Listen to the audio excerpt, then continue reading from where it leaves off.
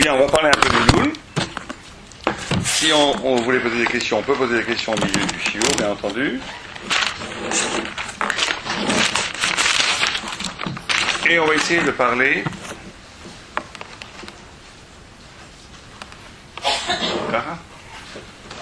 On va essayer de parler de Elul et aussi de Rosh Hashanah.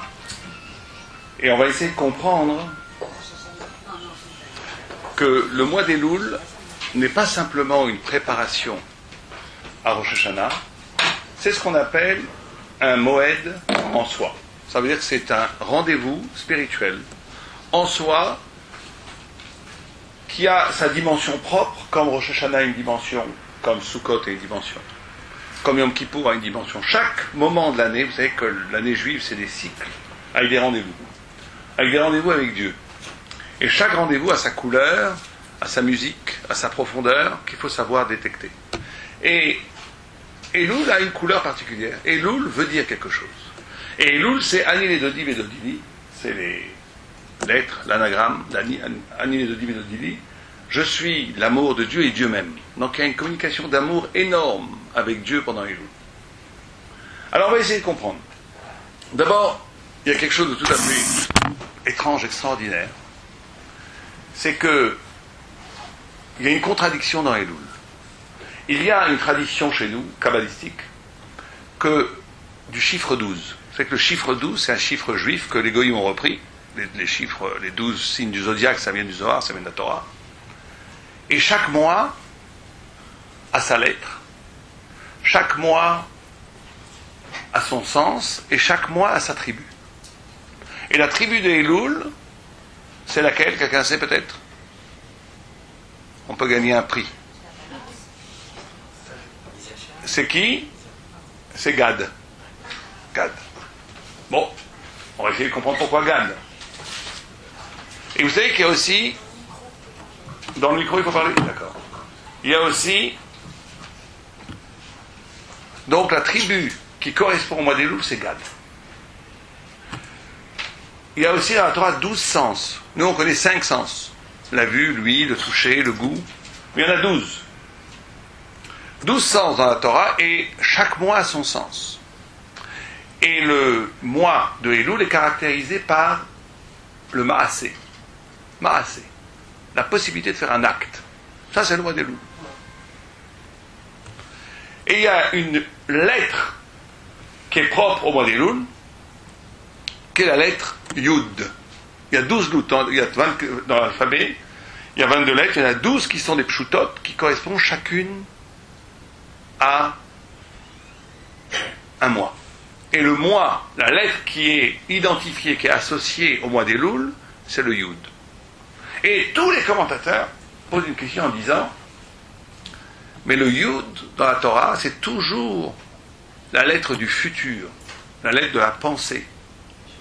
Comment ça se fait que dans la même maison, on a mis le Maasé, l'acte, et Yud, la lettre Yud, qui veut dire le futur, la pensée. Ça ne va pas ensemble. Il y a quelque chose ici d'anachronique. Elul. Alors on va essayer de comprendre ces trois choses. Gad, la lettre Yud, et en quoi est-ce que le mois d'Elul est propre à l'acte, à l'action, à une notion d'action, de praxis, qui est propre au mois d'Elul. C'est ces trois choses-là qu'on veut comprendre. Et comment ça va déboucher sur Rosh Hashanah? C'est ces trois choses qu'on veut comprendre. Alors on va essayer de comprendre ça à partir de Gad. On a dit Gad. Gad, c'est la tribu. Or, quand on lit des commentaires sur Gad, certaines personnes vont être choquées, mais c'est comme ça, c'est ce qui est écrit. Gad, c'était comme des samouraïs. Quand il y avait la guerre d'Israël contre les ennemis d'Israël, on disait Nika Korbanot Shel Gad. On connaissait les ennemis de Gad par le fait que quand, après un champ de bataille de Ham Israël contre les peuples ennemis d'Israël, là où Gad passait, il coupait la tête des ennemis et les bras. C'est-à-dire qu'il restait des cadavres sans tête ni bras. Ça c'est Gad. Sans tête ni bras. Et c'était Nika. On savait que ça c'était le signe que Gad était passé par là. Alors ça c'est au niveau, quand on peut le voir au niveau, on a l'impression de voir un film de sabre et d'épée. Le Maharal de Paris nous explique les choses plus profondément. Il nous dit qu'est-ce que ça veut dire de couper la tête et le bras. Qu'est-ce que ça veut dire? Alors il dit, ça c'est très simple. Il dit, ça nous donne déjà une première indication par rapport à qu'est-ce qu'on doit faire au mois d'Elul. C'est que la tête et le bras renvoient à Naaseh Venishma, au faire et au comprendre. Naaseh Venishma, je fais et je comprends. Il y a deux niveaux dans l'homme, un niveau où il existe, où il fait des choses, des actes, et un niveau où il comprend. Et dans la Torah, il faut unifier la vie, unifier l'acte et unifier la pensée. L'unité de la vie n'est unie que si les deux sont en même temps. Et la première chose qu'on nous dit ici, c'est que le mois d'Elul est le mois d'Elul, que si on travaille sur la possibilité d'unifier sa vie. Parce que nous disent nos sages que la plupart des gens vivent une vie où la façon dont ils pensent n'a aucun rapport à la façon dont ils agissent. Et la façon dont ils agissent n'est pas en rapport avec une vraie pensée. C'est coupé en deux. Coupé en deux, comme les ennemis de Gad. La tête coupée du bras. Et un juif, il doit être capable d'unir plutôt, ces deux dimensions. Alors il faut comprendre, qu'est-ce que ça veut dire unir l'acte et la pensée? Naaseh Venishma, Naaseh Venishma. Ça veut dire quoi, d'unir? D'abord, ça veut dire une chose très simple, d'être cohérent. Vous savez qu'on dit cette chose-là, on va vous donner des exemples, parce que on est en vérité jugé sur ça. Un homme est jugé sur son rapport entre la façon dont il pense et la façon dont il agit. Le rapport réel entre ces deux dimensions. Quand Rabban Gamiel est mort, allait mourir, ses élèves se sont mis autour de lui, il leur a dit « Je vais mourir ». Alors ses élèves ont dit, en pleurant, « Donne-nous une bénédiction, Rabbi. Rabbi, donne-nous une bénédiction. » Et il leur a dit que la crainte de Dieu soit aussi grande chez vous que la crainte des hommes. Alevaï, que vous ayez la crainte des hommes, de Dieu, comme vous avez la crainte des hommes. Et les élèves ont dit, c'est tout? C'est ça ta bénédiction? Il a dit, Alevaï. Alevaï. Qu'est-ce qu'il a dit là? Il a dit, c'est très simple. Dans la pensée, Dieu est infiniment plus haut que les hommes. Personne ne pense que Dieu, Chaz et Shalom, que les hommes sont au-dessus de Dieu. Tout le monde sait que Dieu est au-dessus de l'homme. Mais pourtant, quand je suis seul avec ma femme, et que Dieu est avec moi, je me conduis d'une certaine façon pas toujours sympathique. Des fois, la femme avec l'homme. Alors que s'il y a des invités, je me conduis beaucoup mieux. Il y a des choses que je fais toute seule, que je ne ferai jamais devant des gens. Alors qu'on n'est jamais tout seul. On est toujours sous le regard de Dieu. Là, ça montre un décalage entre la façon dont je pense, ma vraie pensée, et la façon d'exister. C'est coupé. Et le travail des louls, c'est de réunifier, de réunir ces deux dimensions. De vivre, d'avoir une vie qui est illuminée par sa pensée. Et une pensée qui est vivifiée par sa vie. Ne pas couper les deux. Ça, c'est la première chose qui nous est demandée à Elul avant Rosh Hashanah. Un homme n'est jugé que sur cela. Vous savez que toute l'histoire de Yosef et ses frères, quand Yosef fait toute une mise en scène, où il demande de faire venir Binyamin, etc. Tout le monde connaît les textes là-bas. C'était pour montrer la contradiction de ses frères. Il dit, maintenant vous plaignez que ça fait de la peine à votre père, mais quand vous l'avez vendu, vous n'avez pas pensé à ça. Un homme, quand il arrive après la mort, il est jugé sur ça. Quelqu'un qui n'est absolument pas concerné par une mitzvah ne sera pas jugé pour cette mitzvah. Il sera jugé de ne pas avoir été concerné, mais il ne sera pas accusé. Mais quelqu'un qui passe sa vie à faire des discours édifiants, des discours de morale, qu'il faut aimer son prochain, etc., etc. Et quand il voit un pauvre, il tourne la tête méprisant, là il sera jugé. Contradiction. Contradiction intrinsèque. Tu embêtes tes proches avec tes histoires de morale, et quand un pauvre te demande un peu à manger, tu fais la grimace. Tu te contredis. Là on est jugé. On est jugé sur la contradiction interne qui nous est propre. Et à Elul, la première chose qu'on doit faire, c'est ça le Naas, c'est la première partie, la partie la plus simple du Naaseh Venishma, c'est de s'unir. C'est pour ça que Gad, qui infligeait à ses ennemis la désunion, nous apprend en négatif qu'un homme se doit d'être uni, de vivre une vie qui fasse des actes qui sont pensés, qui sont alimentés, illuminés par une vraie pensée, et que la pensée soit vitalisée par la vie, pas deux registres séparés. Et ça va très loin. Ça va très très loin. Parce que le Naaseh Benishma, c'est le propre du peuple juif. Quand on a reçu la Torah, Am Israël a dit Naaseh Benishma, je ferai et après je comprendrai. Alors tout le monde comprend dire je ferai et après je comprendrai, ça voulait dire quoi? Ça veut dire je ferai et après je comprendrai, parce que j'ai fait. Ou bien certains expliquent la foi. Mais c'est pas ça du tout. La Gemara elle dit que quand Am Israël a dit je ferai les mitzvot et après je comprendrai, la Gemara elle dit qui a révélé à mes enfants ce secret des anges? De dire je ferai et je comprendrai, c'est un secret des anges. Pourquoi? C'est de comprendre qu'une action, qu'un acte, il est toujours l'écho un vrai acte. Il est toujours l'écho de quelque chose qui est infiniment plus grand que ma pensée.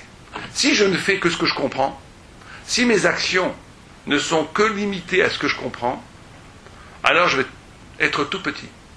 Si je suis capable à un moment donné de faire un acte qui dépasse ma pensée, parce que je sens que je suis obligé de faire cet acte, alors là je commence un petit peu à toucher à la grandeur. On va donner un exemple. Prenons un exemple très simple. Je vois un enfant qui a faim. Qu'est-ce que je dois faire? Lui donner à manger. Quelqu'un qui va commencer à réfléchir est-ce que c'est bien de lui donner l'argent ou pas, c'est un fou. Il a coupé l'élan de générosité qui est primordial. Mais après qu'il va faire cet acte, bon là on prend l'acte le plus primaire, le plus évident.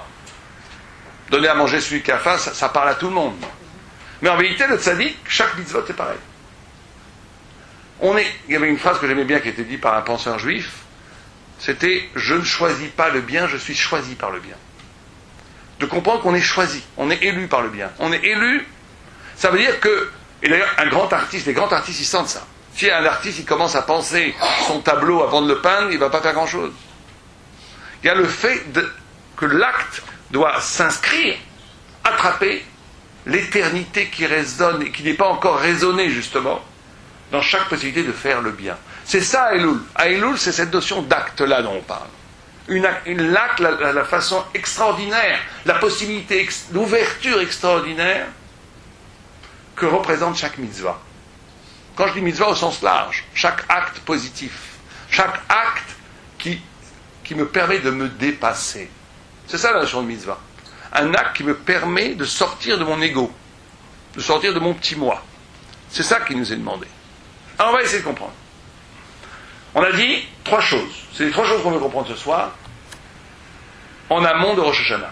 1, Gad, on a un peu compris, le lien entre l'acte et la pensée. 2, la lettre Yud. 3, le Maaseh, l'acte. Comment le Yud et le Maaseh. Alors c'est comme ça. Vous savez que on va, pendant Elul, les 40 jours d'Elul, c'est les 40 jours qui nous préparent à Yom Kippour. Et Yom Kippour, on reçoit les 2e tables de la loi. On reçoit les 2e tables de la loi. Les premières tables de la loi ont été brisées, et on va recevoir les 2e tables de la loi. La Torah qu'on a dans les mains aujourd'hui, c'est que cette Torah-là. La Torah à Shavuot, elle a été cassée. La Torah qu'on a reçue à Shavuot, elle a été cassée. La Torah qui nous reste, c'est la Torah de Kippour. Une Torah qui vient de la Tchouva. Une Torah qui vient du pardon. Et ces 40 jours-là qu'on va vivre, qu'on vit actuellement jusqu'à Yom Kippour, il faut reconquérir les tables de la loi qui ont été brisées. Il faut retrouver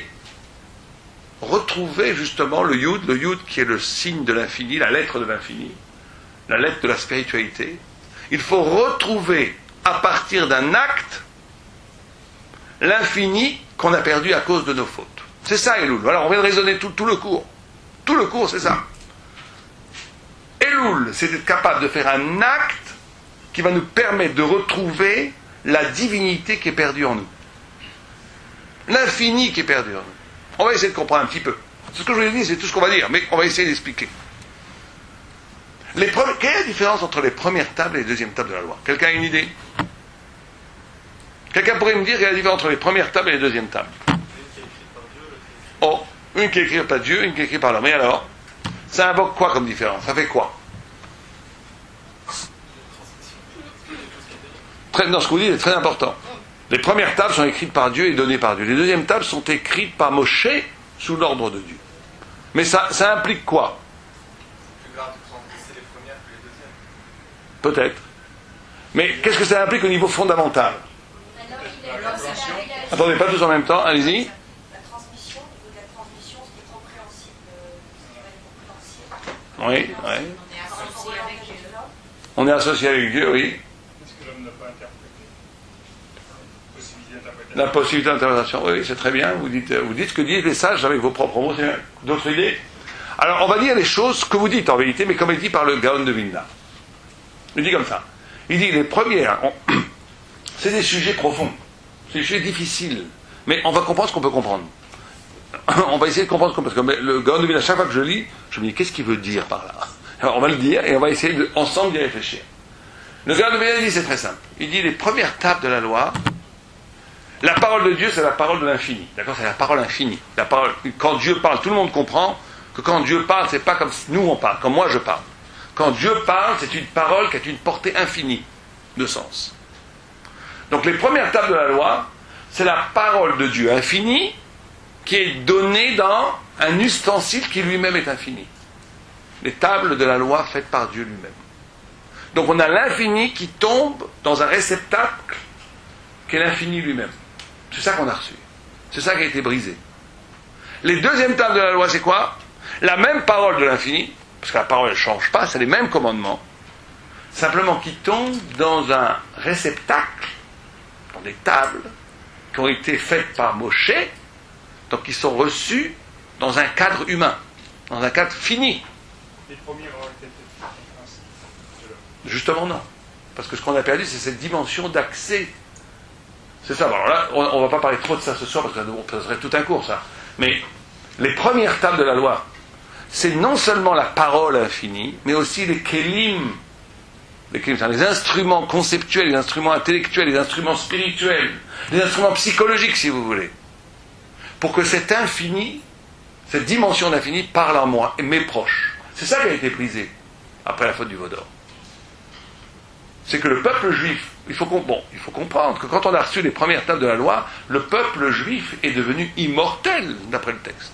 On avait fait le tikkun de la mort. Donc on rentre dans une sphère absolument, radicalement différente de la vie qu'on vit aujourd'hui. C'est pas simplement une révélation de Dieu qui est donnée aux hommes. C'est une révélation de Dieu qui est donnée aux hommes dans un cadre qui lui-même porte l'éternité en lui. Donc c'est vivre l'éternité dans la parole éternelle. Ça a été cassé. Les deuxièmes tables qu'on reçoit, c'est la parole de Dieu éternel, mais qui est donnée avec notre compréhension à nous. Comme dit le texte, il faut qu'on inscrive ces paroles dans notre cœur. Donc combien quelqu'un désire la Torah, il l'aura. Quelqu'un ne le désire pas, il n'aura pas trop. Quelqu'un le désire beaucoup, il aura plus. Donc la Torah va être variable par rapport à l'effort que moi je vais donner pour recevoir cette Torah. Ça change tout. C'est un peu la même différence qu'aujourd'hui on voit entre le prophète et le Talmid Chacham. Le prophète, il recevait un message du haut vers le bas, où à la limite, il n'avait pas grand-chose à faire, il devait se mettre dans un état de purification, où il recevait le message divin, il rentrait dans une sorte d'extase spirituelle, où il vivait une expérience qui lui était pratiquement pas propre. Il était en contact avec l'infini. Mais lui, dans tout ça, c'est pour ça qu'on ne connaît pas tellement la personnalité des prophètes. Alors que le Talmid Chacham a découvert la Torah à partir de lui-même. Bien entendu, il y a une partie de révélation, puisqu'il reçoit la Torah, mais il va falloir qu'il travaille lui-même, qu'il désire la Torah. C'est le désir de l'infini, le désir de la parole de Dieu qui va être le corps, le réceptacle de la parole de Dieu. C'est ça la différence entre les deux.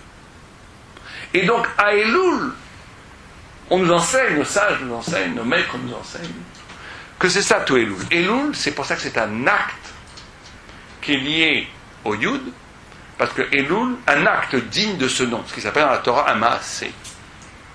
Un acte n'est un acte que quand il est capable de réintroduire la divinité dans l'homme. C'est ça l'acte. C'est pour ça que le Maaseh et le Yud sont liés exceptionnellement dans Elul. Parce qu'à Elul, c'est ça, on passe d'un peuple déchu, on a cassé les tables de la loi, à un peuple élu, on reçoit les deuxièmes tables de la loi. Ce passage du peuple déchu au peuple élu n'est possible que si nous-mêmes nous faisons l'effort, avec un acte fondamental de tchouva, d'accepter de recevoir la Torah. Mais ce qui a été fait au niveau de Am Israël, c'est ce qui nous est demandé à nous en tout individu. En d'autres termes, ce qui est dit ici, c'est qu'en chacun de nous existent des tables brisées de l'infini. Chaque personne ici, et chaque personne dans l'univers entier, dans toute la planète, est une, excusez-moi des mots, c'est pas moi qui le dis, c'est les sages, est une ruine de la splendeur de ce qu'il devrait être. On est tous quelque part brisés dans la splendeur et l'élection et la sublimité de chaque être. On est brisés. Et l'acte qui nous est demandé, c'est d'essayer un tout petit peu de reconstruire ces tables brisées, d'en faire une deuxième table de la loi. C'est ça qui nous est demandé. Il nous est demandé, à partir d'un effort qui nous est singulier à nous, de retrouver l'infini qui a été perdu. Alors on va essayer de comprendre un petit peu comment on y arrive pendant les Louls. Qu'est-ce qu'on fait au mois des Louls qu'on ne fait pas pendant toute l'année? Quelqu'un sait? Sirot, c'est pour les Ashkenazim, les Ashkenazim ils ne font pas. Alors ça ne peut pas être ça. Ils font juste une semaine avant. Mais tout le mois des Louls, qu'est-ce qu'on fait? Tchouva, oui. Ça on le fait aussi entre Elul, on fait Asarem et Tchouva. Ce qui est propre à Elul. Mais tout le monde sait, vrai. Le chauffard. On sonne le chauffard tous les matins. Ça nous donne une indication. On sonne le chauffard tous les matins. Ça, qu'on vient de parler, ce dont on vient parler, qui est qu'on doit unir la pensée et la vie, qu'on doit faire cet acte fondamental. D'abord, il faut avoir la conscience de ça, vous comprenez? Il faut avoir la conscience. Il y a des gens qui sont très bien comme ils sont, qui ne considèrent pas qui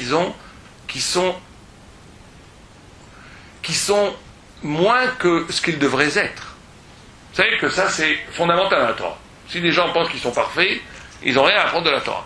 C'est pour ça que la Torah dit que le Ochot Tzadikim dit: je n'ai jamais rencontré quelqu'un qui n'avait pas de honte et qui ne soit pas intelligent, et je n'ai jamais rencontré quelqu'un qui n'avait pas de honte et qui ne soit pas idiot. Comme ça il dit. Qu'est-ce qu'il veut dire par là? Il veut dire que c'est un notion même de sniout, de pudeur. Un notion de pudeur. Pourquoi est-ce qu'on doit se cacher? Pourquoi l'homme se cache? Pourquoi l'homme voile son corps? Vous savez qu'il y avait une étude d'ethnologie plutôt, qui avait fait qu'il n'y a pas une civilisation, pas un humain qui ne s'habille pas. Il avait une couchia parce qu'il y avait une tribu qui était tout nue. Alors il a été voir, mais il avait vu, ils cachaient quand même quelque chose. Ils ne cachaient pas les parties que nous on cache, ils cachaient je ne sais plus quoi, je crois que c'était le doigt de gauche. Donc il dit voilà, tout le monde cache quelque chose. Il disait c'est propre à l'homme la pudeur. Pourquoi? Qu'est-ce qu'il y a à cacher? Adam et Chava, ils vivaient nus. Qu'est-ce que c'est que cette notion de tsniout? Pourquoi est-ce qu'il faut cacher quelque chose? Eh bien, les sages nous disent, c'est parce que la tsniout, c'est le signe, la conscience, merci, la conscience qu'on n'est pas parfait. C'est aussi simple que ça. Qu'on n'est pas parfait. Avant la faute d'Adam Arishon, on était parfait, donc on était en plénitude de l'être, donc on n'avait pas besoin de s'habiller. Un animal qui est parfait dans son animalité. Il est beaucoup plus bas que l'homme, mais il est parfait. Un animal n'a pas fauté. Il est parfait. Il n'a pas besoin de s'habiller. C'est pour ça que c'est ridicule ces gens-là qui habillent leurs chiens.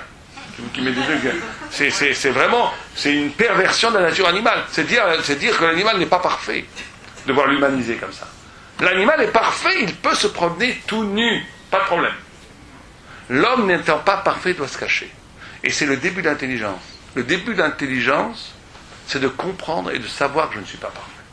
Si quelqu'un ne reconnaît pas son imperfection, si quelqu'un se présente à soi-même et aux autres comme quelqu'un de plein, de parfait, la Torah, excusez-moi du mot, le considère comme le plus parfait idiot. Parce qu'il est en coupure radicale de ce qu'il est. Il ne connaît pas. Reshit Chochma Yirat Hashem. Le début de la Chochma, c'est de savoir d'où tu viens. Quelle est la nature déficiente de toi-même. C'est pour ça que la sniout, la pudeur, est essentiellement liée à l'intelligence de la Torah. Donc vous voyez, les gens qui n'ont pas de pudeur, même, je veux dire intellectuellement, pas simplement physiquement, des gens qui la ramènent toujours, des gens qui n'ont pas de pudeur, c'est très rarement des gens intelligents. Et très souvent, à contrario, des gens qui sont très intelligents sont pudiques. Vous le voyez, ça se voit tout le temps. Bon, moi je parle beaucoup, mais bon, personne n'est parfait. Donc, alors c'est ça qu'on va essayer de comprendre. Le chauffard. Le chauffard est l'arme qui va nous permettre, pendant Elul, de faire cet acte-là. Donc avant tout la conscience qu'on n'est pas parfait, la conscience qu'on est une brisure de quelque chose d'infiniment plus grand qui a été cassé, et la volonté de reconstruire cette grandeur à partir, bien entendu, de la tchouva, des mitzvot, etc. Mais ça passe par l'écoute du shofar. Ça passe essentiellement en Elul par l'écoute du shofar. Alors qu'est-ce qu'il a de si extraordinaire, de si merveilleux ce shofar, qu'en l'écoutant, je vais pouvoir être capable de retrouver la splendeur en moi qui a été brisée? Ben oui. Comment? Alors nos maîtres nous l'enseignent. Ils disent la chose suivante. Ils disent que le shofar qui est sonné, on va voir avec plusieurs niveaux, mais le premier niveau dans le shofar, en Elul, le premier signe du shofar, c'est que le shofar doit nous faire peur. Les textes nous disent que ça doit nous inspirer de la harada. Harada en hébreu, on pourrait le traduire par effroi, terreur, peur, tremblement. Mais en tous les cas, tous les commentateurs disent que cette harada, c'est une peur qui est liée à la peur de l'essence même de mon existence. En écoutant le shofar, je dois considérer que l'essence même de mon existence, de mon kiyum, est en danger. En écoutant le shofar, je dois considérer que mon existence n'est pas étan, elle n'est pas établie. Elle n'est pas assurée. Et il y a un texte dans la Gemara, tout à fait étonnant, où on nous dit que quand la Torah a été donnée, tous les rois sont venus voir Bilam, et ils ont dit c'est la fin du monde. Ils ont senti que c'était la fin du monde. Le Maboul revient sur le monde. Alors Bilam leur dit non, Dieu a promis qu'il ne fera plus le Maboul. Alors ils ont commencé à discuter, peut-être pas le Maboul par l'eau, mais le Maboul par le feu, etc. etc. À la fin, Bilam a dit calmez-vous, il les a rassurés. C'est pas la fin du monde, c'est Dieu qui donne la Torah à son peuple. C'est la Gemara. Mais c'est très intéressant et très étonnant que le don de la Torah est compris par les goïms, par les nations, par la conscience qui n'a pas la Torah, comme la fin du monde. Comme la fin du monde. Parce que justement, la Torah, et c'est ça une des choses les plus importantes qu'il faut comprendre à Elul. À Elul, comme on l'a dit, on chemine vers le don de la Torah. Le don de la Torah qui est donné à Yom Kippour. Or, quand on reçoit la Torah avec son existence. Son existence. On va essayer d'expliquer. C'est-à-dire, et ça c'est très très très très important. C'est ça qui différencie toutes les hérésies et la Torah authentique. Si on fait bien attention. C'est que toutes les hérésies, elles ont tous les apicorsous, toutes les choses comme ça, elles ont comme figure psychologique, d'abord j'existe, et c'est une évidence que j'existe. Et la Torah est une couche que je rajoute à ma vie. Que ça soit une couche culturelle, que ça soit une couche religieuse, que ça soit une couche psychologique. Des fois j'ai besoin de Torah parce que ça va m'équilibrer, comme certaines disent. Ou il y a besoin de Torah parce que c'est bon pour l'éducation, etc., etc. Ça c'est très bien, mais c'est pas la Torah. La Torah c'est pas j'existe et j'utilise la Torah comme moyen éducatif, comme moyen psychologique, comme équilibre psychologique, etc., etc. Si on vit la Torah comme ça, on n'a jamais vécu la Torah. C'est comme le New Age. Vous connaissez ce mouvement, le New Age? C'est qu'on prend un peu de spiritualité, comme on mange diététique, il faut aussi un peu de spiritualité pour que la vie soit bien. Mais ça veut dire que quand on vit comme ça, le centre de tout c'est soi. C'est son ego. Et on utilise la spiritualité autour pour aménager des convenances à son ego. Ça, c'est pas la Torah.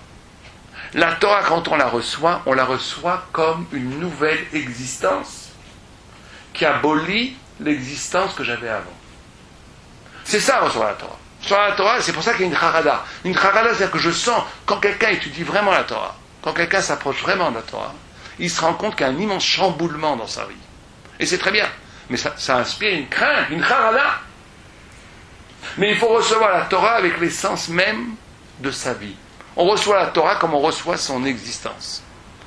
On reçoit la Torah avec son existence. Et ça, c'est la Torah réelle. Ça, c'est la Torah qu'on doit savoir.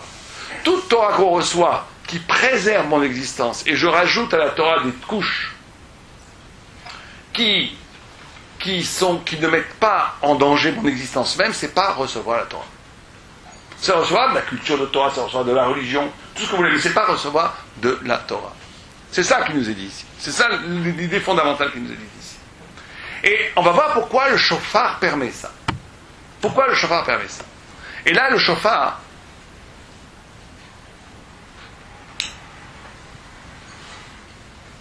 c'est encore le Gaon ou le Maharal de Prague qui dit ça, qui dit que le chauffard, c'est la voix de l'âme. C'est la voix de l'âme. C'est le Kol Haneshama. C'est la voix de l'âme. Alors on va essayer d'expliquer pourquoi cette voix de l'âme, elle nous permet justement de toucher à ça, de toucher à ce point, qui est le point de l'existence elle-même. Alors il explique comme ça.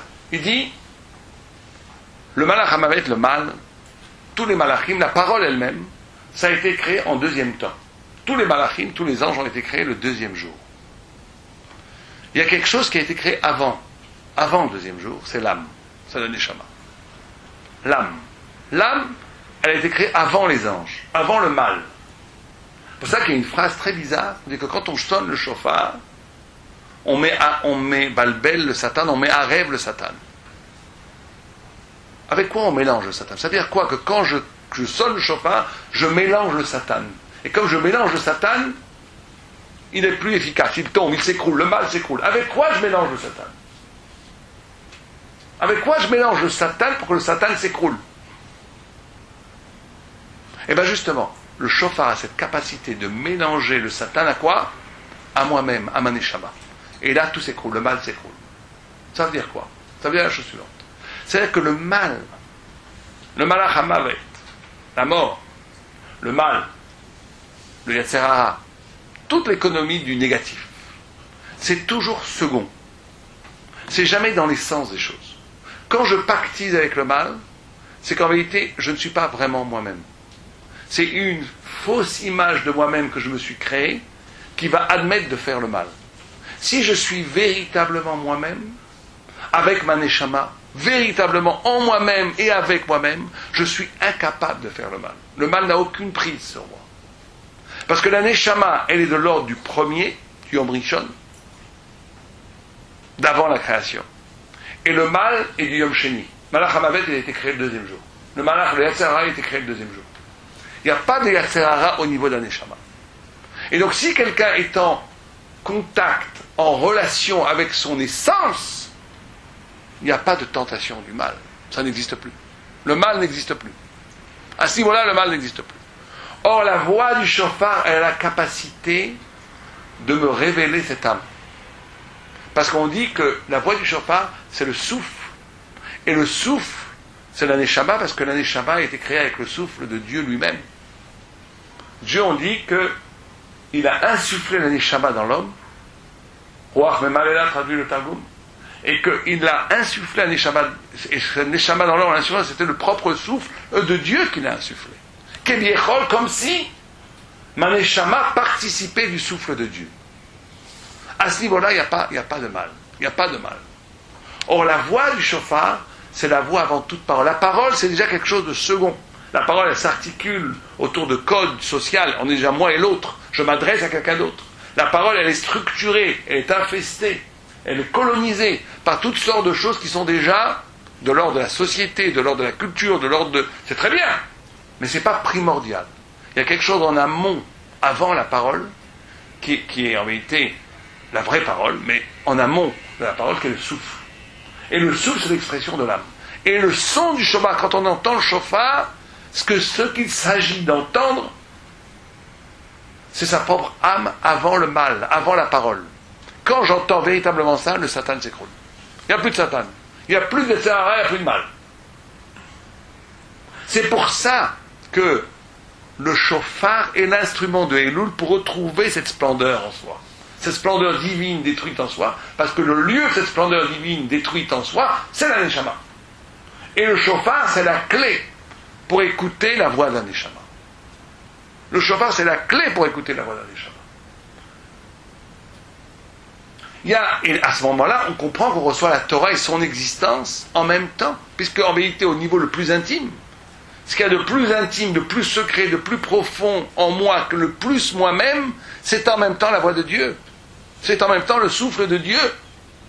Et donc je reçois mon moi-même le plus authentique au même instant que je reçois la révélation divine qui est dans le souffle de Dieu qui m'anime, qui me donne la vie. Ça, c'est accepter la Torah authentiquement. C'est ça, écouter le chauffard. Quand il est la Zaken, à Hoshana là-bas, il dansait plein de joie, il faisait aussi il jonglait avec des torches, il disait Imani kan akolkan, Imani kan akolkan, si je suis là, tout est là. Et tout le monde, et tous les commentateurs, Rashi, Tosfot, ils disent c'est quoi ce Hani? C'est qui ce Hani? Alors il y en a qui disent c'est Dieu, si Dieu est là, tout est là. Il y en a qui disent non, c'est lui. Et puis c'est pas possible, c'est l'homme le plus humble après Moshe Rabbeinu de tous les temps. Mais c'est qu'il était tellement purifié à ce moment-là. Il dit, si je suis vraiment avec moi-même, si j'écoute le souffle de mon âme, tout est là, Dieu est là. Il y a une incointance entre la présence de moi-même et la présence de Dieu. Et ça, c'est le souffle du shofar qui nous le fait entendre pendant le Elul. Et c'est pour ça, et c'est que comme ça, qu'on doit préparer aussi Rosh Hashanah. Parce que on ne peut recevoir Rosh Hashanah que comme ça. Que si on est sensible à cette dimension-là. Sinon, on reste dans les cycles. On ne peut s'arracher au cycle de l'année précédente qu'en faisant cette coupure-là. Alors, on va voir. Pour continuer et pour finir, ces mois d'Elul nous amènent à Rosh Hashanah. Or, qu'est-ce qui s'est passé à Rosh Hashanah?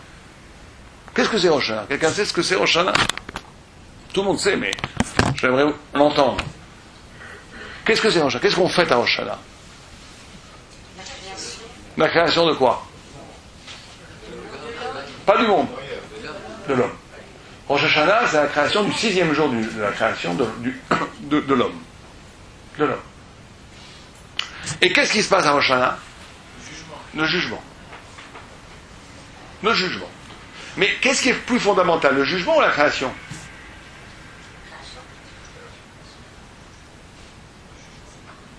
Jugement, création. On a une chance sur deux. Que le jugement c'est une création. Mais on va voir que, en vérité, ce qui est fondamental, c'est la création. Et qu'il faut un jugement pour qu'il y ait création. On va voir pourquoi. Parce qu'il y a un midrash qui dit comme ça, qui dit que quand Dieu a voulu créer l'homme, un midrash extraordinaire, midrash Rabbah, 5e chapitre, que quand Dieu a voulu créer l'homme, il a convoqué les anges. Il a dit, est-ce qu'on va créer l'homme ou pas? Question, grand débat. Des anges ont dit, il faut créer l'homme. L'ange de l'amour, il a dit, il faut créer l'homme. Pourquoi? Parce qu'il est capable d'amour. L'ange de justice, il a dit, il faut créer l'homme parce qu'il est capable de justice. Mais l'ange de shalom, il a dit, surtout ne créez pas l'homme. Il est kulok tata, il est tout guerre. L'ange du Emet, de la vérité, il dit, ne crée pas l'homme. Il est kulo sheker, etc., etc. Bien entendu, quand il est kulo sheker, ce que ne supportait pas l'ange, c'est qu'il y a une possibilité de mensonge dans la création. C'est qu'il y a des hommes qui ne peuvent jamais mentir. Mais l'ange de la vérité dit ne crée pas l'homme parce que tu crées la possibilité du mensonge. Et ça, c'est une brèche terrible dans la création. Et donc, grosse discussion des anges. Ibaré, Alibaré. Est-ce qu'on va créer l'homme? Est-ce qu'on va pas créer l'homme? Grosse discussion. Gros débat. Gros débat. Et au milieu du fracas céleste, au niveau de la discussion des anges, Dieu dit aux anges, qu'est-ce que vous avez à discuter? J'ai déjà créé l'homme. Comme ça, c'est pour ça que c'est passé au passé. Naasé. Au passé, Naasé Adam Betsamel. On a déjà fait l'homme. On a déjà fait l'homme. Ça, c'est le texte. Et tout le monde pose la question de dire pourquoi Dieu convoque les anges, suscite une discussion, et qu'au milieu, il dit voilà, déjà fait, je n'ai pas besoin de votre opinion. Pourquoi est-ce que ça fasse comme ça? S'il avait déjà décidé de le faire, il avait qu'à le faire depuis le début. Qu'est-ce qui convoque les anges? Il suscite un immense débat, et au milieu du débat, il crée un homme. Qu'est-ce que ça veut dire? Bien entendu, le Midrash veut nous dire quelque chose par là. Qu'est-ce qu'il veut nous dire? Et ça, c'est Rosh Hashanah. Qu'est-ce qu'il veut nous dire? Pourquoi est-ce que ça se passe comme ça? C'est pas logique. Si Dieu veut l'accord des anges, il va qu'on fasse un vote à la majorité. S'il ne veut pas, il a le droit, il est le maître absolu. S'il ne veut pas, eh bien qu'il ne convoque pas les anges. Là, il convoque les anges, il suscite une discussion. Au milieu de la discussion, il crée l'homme. Pourquoi? Quelqu'un a une idée? L'homme est au-dessus de la discussion. L'homme est au-dessus de la discussion. Il est au-dessus des malachim. Et alors justement, il ne fallait pas les convoquer. Peut-être que pour leur montrer aussi à quel point il était au-dessus d'eux. Ça donne une possibilité aux hommes de démentir la parole des hommes. De ceux qui ne voulaient pas, vous voulez dire.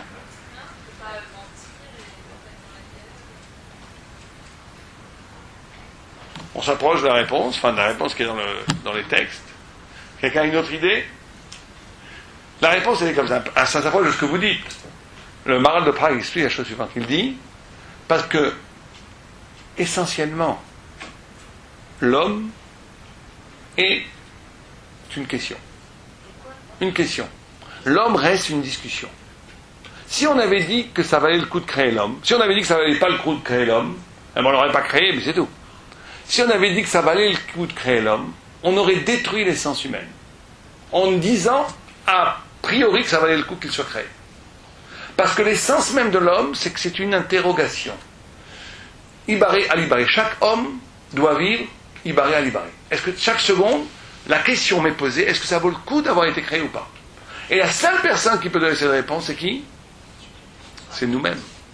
C'est par la façon dont je vis, où je vais, en faisant une avéra, je donne raison aux anges qui disent Alibaré. En faisant une mitzvah, je donne une raison aux anges qui disent mais c'est ça l'homme. L'homme, en essence, il reste toujours une interrogation. Est-ce que ça vaut le coup ou est-ce que ça ne vaut pas le coup? C'est ça l'essence humaine. Si on avait déjà dit à l'homme ça vaut le coup que tu sois créé, on l'aurait réduit au niveau des anges, au niveau des animaux, au niveau des minéraux, à ce que vous voulez. Les autres créatures, on a décidé pour elles que ça valait le coup qu'elles soient créées. Donc c'est fini. Elles n'ont plus d'indépendance, elles n'ont plus de liberté. Elles n'ont plus la possibilité de justifier par elles-mêmes leur vie. Alors que l'homme, puisqu'on n'a pas clos la discussion, au milieu de la discussion, il a été créé. C'est que l'homme, il reste une éternelle interrogation, est-ce que ça vaut le coup de créer ou pas? Et à chaque Rosh Hashanah, c'est la question qui va nous être posée à chacun de nous. On va nous prendre chacun solitaire, est-ce que ça vaut le coup d'avoir créé cet homme ou pas? Et on va voir quelle question va être posée. Mais avant ça, avant de parler de Rosh Hashanah proprement dit, mais vous comprenez où ça va cette idée? Et c'est pour ça que l'homme est capable de deux choses. Cette structure dans l'homme, le fait qu'il soit créé par Alibaré, Veibaré, ça vaut le coup qu'il soit créé et ça ne vaut pas le coup. Les deux en même temps. L'homme, ça vaut le coup et ça ne vaut pas le coup. Ça lui permet deux postures existentielles, deux façons d'exister. Ou bien, c'est-à-dire que l'homme a la possibilité du négatif en lui. Il peut avoir été créé, que ça ne vaut pas le coup d'être créé. Et ça, vous savez qu'il y a deux façons de profiter de ça. Il y a ou le questionnement ou le doute. Le doute, c'est nul. Le questionnement, c'est génial. Le doute, c'est juste qu'il y a de tout, on peut toujours douter de tout. On va utiliser cette forme, cette liberté humaine, où l'homme est structuré par de l'être et du non-être, pour des choses un peu philosophiquement parlant. Il y a du ibaré qui est de l'être, et de l'o-ibaré qui est du non-être, du néant. L'homme est constitué, tissé d'être et de néant. Et il peut profiter de ce mélange-là pour inaugurer le doute radical, surtout. Et le doute, c'est tout à fait confortable. Vous savez, il y a certaines personnes qui ne sont pas religieuses, qui manipulent très très très bien le doute. Parce qu'avec le doute, ça te dédouane de tout. Si je peux me douter de tout, je ne suis obligé de rien. Et donc je vais utiliser le doute pour dire, voilà, oui, non, c'est pas sûr, et qui c'est qui dit que Moshe, qui c'est qui dit que la Torah, et qui c'est qui dit que je suis obligé, et qui c'est qui dit ça, et qui dit ça. Une fois j'ai dit à quelqu'un, enfin bon, voilà. Mais on peut douter de tout. Et en doutant de tout, on se dédouane de l'obligation. C'est une position en vérité très bourgeoise, qui a l'air très intellectuelle, mais en vérité qui est très bourgeoise. Parce qu'en vérité, la personne ne veut pas s'engager. Ne veut pas s'engager. Elle ne veut pas construire du sens. Elle veut douter de tout pour lui permettre d'être libre de ne rien faire. C'est une posture possible par le fait même que l'homme est créé par du l'être et du non-être, par du ibaré valibaré. Là où le tzaddik, il utilise pratiquement, c'est très proche, mais c'est radicalement différent, c'est qu'il va utiliser ces deux structures pour le transformer en question. Pas en doute. Je sais que la Torah c'est la vérité, mais j'ai des questions. Et plus on a des questions, mieux ça vaut. J'ai des questions. Parce que la question, elle permet d'ouvrir des ouvertures de sens et d'avoir des nouvelles choses. Ça, c'est formidable. La question, c'est formidable. On ne peut pas vivre sans question. Il faut vivre avec des questions.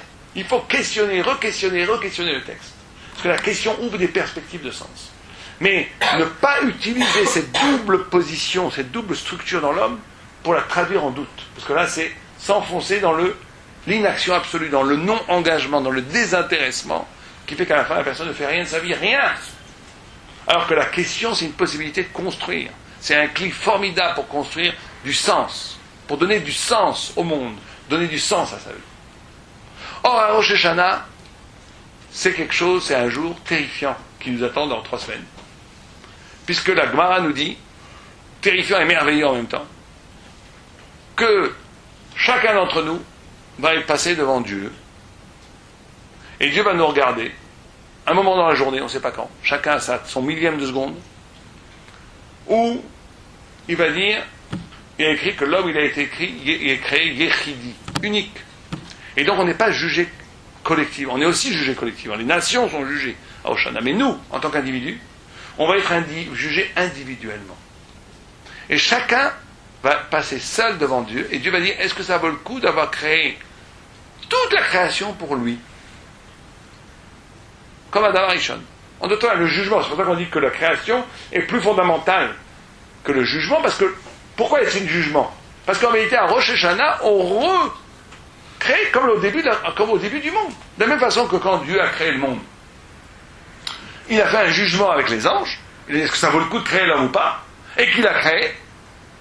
De la même façon, à Rosh Hashanah, le monde est fini. On va recréer le monde. Notre vie est finie. On a encore 3 semaines à vivre. Après, il va falloir qu'on nous donne un nouveau crédit. Et donc, pour qu'on ait ce nouveau crédit, Dieu va s'interroger, est-ce que ça vaut le coup de laisser vivre cet homme ou cette femme? Ça vaut le coup de lui donner encore un an ou pas? Est-ce que ça vaut le coup de créer pas simplement la vie pour cet homme, mais est-ce qu'il peut porter en lui, justifier à lui tout seul de la création de l'univers tout entier? Qui peut traverser un tel jugement? Qui peut dire, moi je justifie à moi-même la création du monde? Comment est-ce qu'on peut passer un tel jugement? Comment c'est possible de passer un tel jugement?